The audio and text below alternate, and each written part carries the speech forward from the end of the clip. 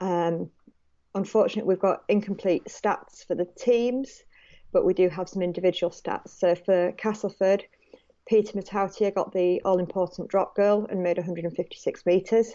Greg Minican scored one try, 7 tackle busts, 137 metres. Liam Watt scored one try and made 41 tackles and 10 marker tackles and 194 metres. And Paul McShane with one try assist, 43 tackles, 14 marker tackles. For the losers, Jerry McGilvery made 11 tackle busts and 120 metres. Jordan Turner with 6 tackle busts and 142 metres. Mike Lawrence with 49 tackles, of which 12 were marker tackles. And Akumatai made 134 metres. We don't have any fan views in on this. Nobody sought to give this game any airtime whatsoever. So no, have all the Castleford fans just disappeared, or of out of the 7,000 of them, have they all just no one could be bothered, or were they so shocked that they just couldn't talk about it? I don't know. Yeah, I did read about that Paul McShane decided to try and scoot on the last tackle rather than setting up the drop goal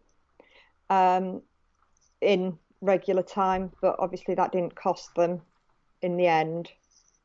Yeah, I wonder if this is because he's a couple of times he's done this now this year. I'm wondering if this is age catching up with him. That previously he'd be able to scoot and get through a gap and have that little bit extra zip to get through, and now it's he's starting to slow down a bit. So It, he's not quite got the speed he used to. yeah, or he's just lost the ability to count. It could be that. I mean, he's taken a few head knocks, so it wouldn't surprise me if counting to six is not as what it was. No, no, maybe Castleford could do some work with him on that one. Yeah. But yeah, I've not got a lot to say on that. Have you got anything?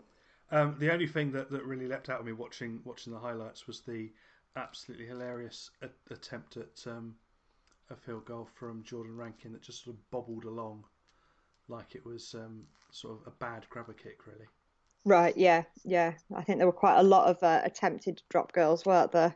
Yeah, it was as you expect. It does become a sort of drop goal palooza Yeah, at the end of this sort of game. But yeah, I mean, just looking at the stats, obviously Liam Watt sort of standing out, going both ways with those 41 tackles and 194 metres. yeah.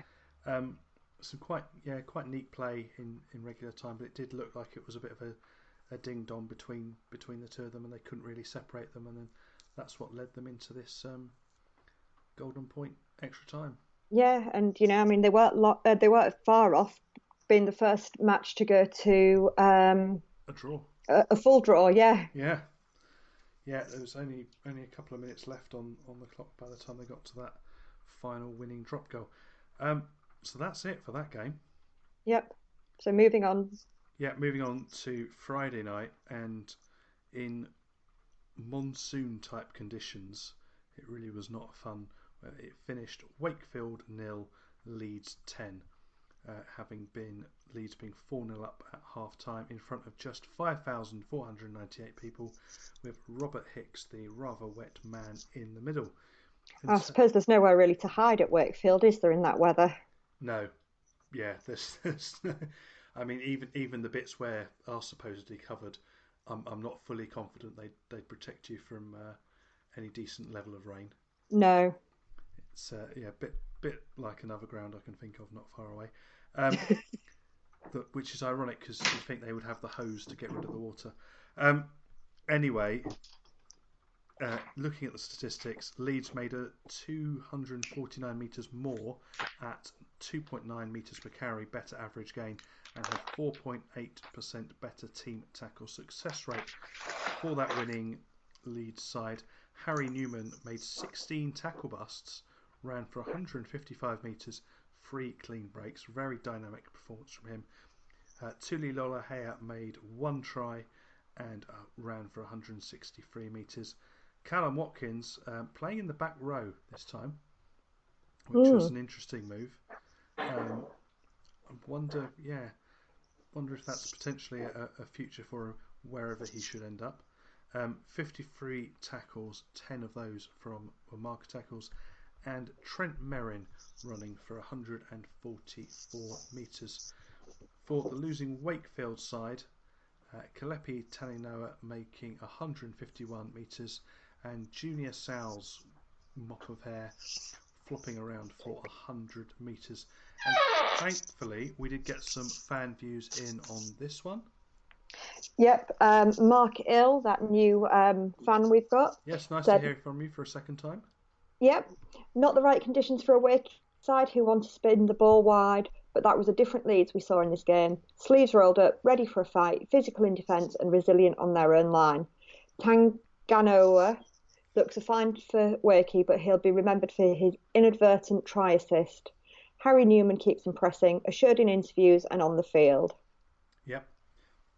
Tom Andrews got in touch to say, zzz, clean the lens, zzz, worst pass in history. That says someone who never saw me play. Zzz. And Mark Butler also got in touch.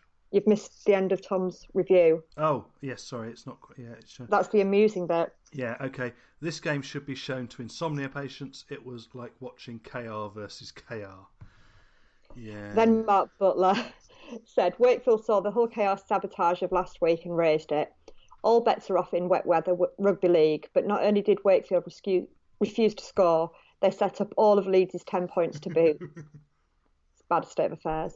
For the avoidance of doubt, Leeds are still the be here now of rugby league, stinking the place out despite their recent history, but will keep getting away with it despite being a busted flush. Wow, there's a thing I've managed to forget from time gone. I've probably still got my copy of that somewhere.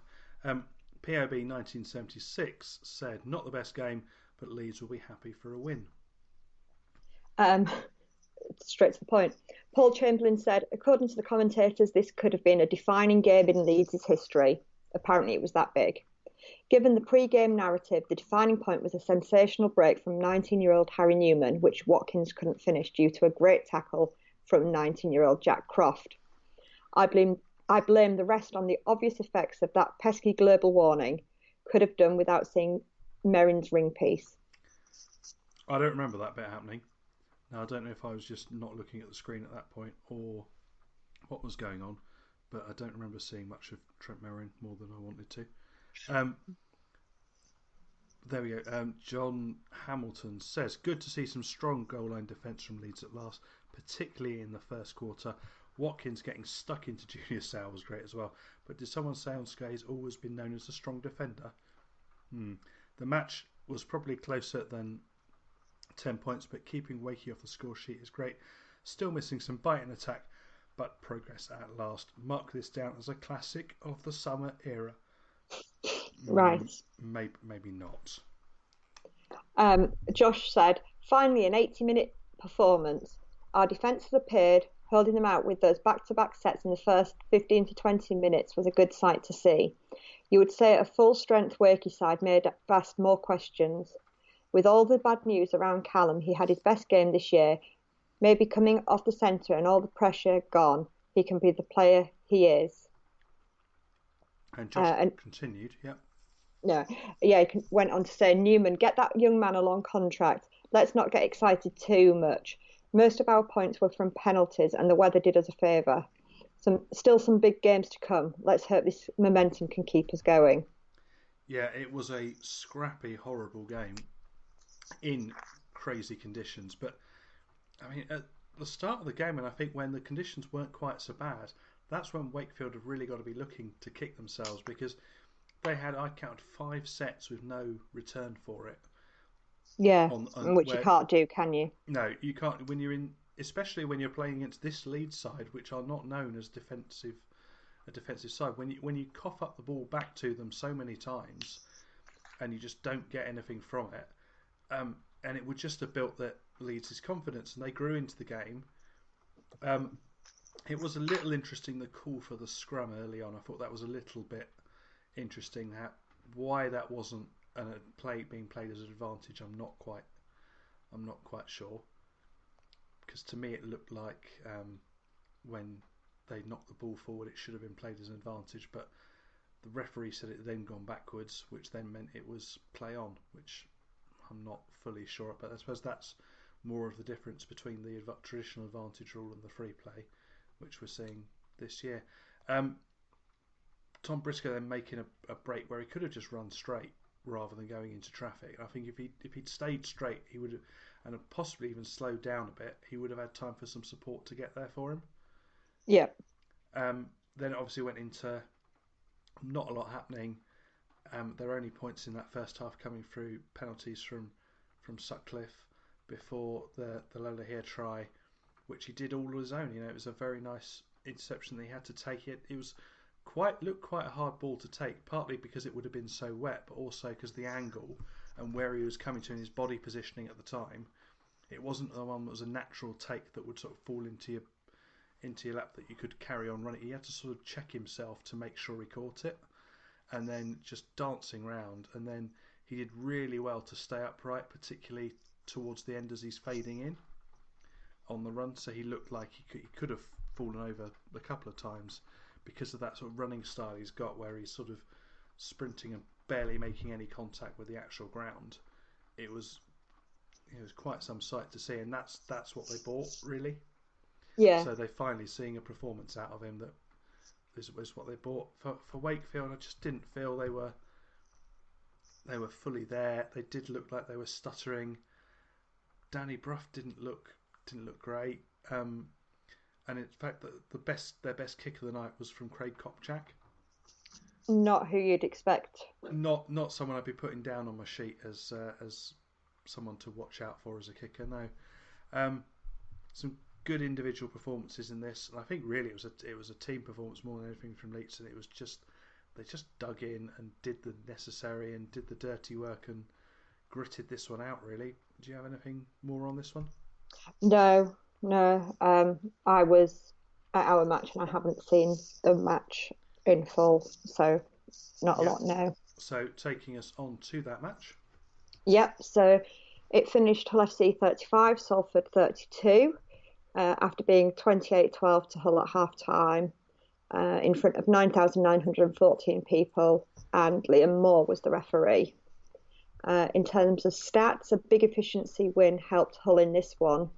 2.4 metres per carry better average gain, and a 9.2 average gain overall helped by the long range tries, and 4.7% better tackle success rate. In terms of individuals, Ratu Nulaga got one try and ran for 163 metres. Danny Houghton with one try assist and 48 tackles. Albert Kelly with two tries, two try assists, 9 tackle busts and 103 metres and 3 clean breaks. Ooh. Yeah, I didn't think it was carrying on. And Josh Griffin with 123 metres. In terms of Salford, Kristen Inu with 119 metres and 4 offloads. Jackson Hastings, 2 try assists and 126 metres. George Griffin with 42 tackles and 128 metres. And Josh Jones with 5 tackle busts and 109 metres. And lots of you getting in touch on this one, starting with Tom Andrews. Tonight was a great night to live outside of the city, in the posh areas, as Sarah says. Sharing one place with Hull and Salford would be unbearable. At least the rain might have washed some of those unwashed shirts. As for the game, Paige says they will have a couple on discipline, translate to a full team likely deserves it. Annoyingly, they won, so those shirts are going uncleaned for another week. Vom.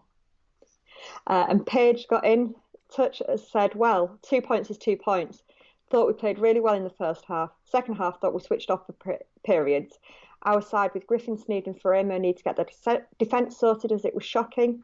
Then again, Griffin probably won't be playing for a few weeks. Salford are one of those sides that just never go away. Happy with the 2 points. Need to play better next week if we're going to beat Cass. Yeah, and Joshua's granddad, your dad, said a purple 5-minute period saw FC stroll into a game-winning lead, but nobody told Salford who hung on, keeping FC in sight. A second half drop by Sneed and length of the field by Ratu sealed the game until a manic last 5 saw 2 in the bin and a red card for Griff. Utilising the extra man, Salford was rampant on the right flank, closing the gap until Wellham messed up a Sneed kick off and the snake collecting the dropout left us